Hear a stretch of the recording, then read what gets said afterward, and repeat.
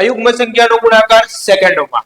જોઈએ, ધારો કે તમને 37 ગુણ્યા 5 કરવાનું કીધું હોય, અથવા તો તમને કીધું હોય 147 ગુણ્યા 5 કરવાનું કીધું હોય, અથવા તો તમને કીધું હોય કે 2037 ગુણ્યા 5 કરવાનું કીધું હોય, તો તમે અટવાઈ જશો અને તમે આમાં લાંબો ટાઈમ લેશો. પણ આપણે સેકન્ડોમાં ગુણાકાર કરવાનો છે.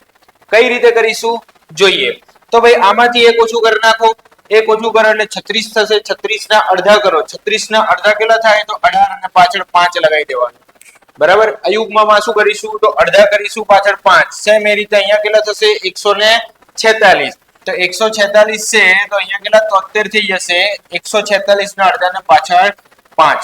અહીંયા સેમ એ રીતે કરો તો 20 ના અડધા 10 કરો, 36 ના અડધા 18 કરો અને પાછળ શું લગાવી દો?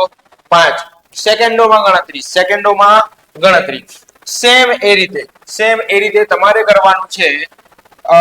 73 ગુણ્યા 5 કરીશું.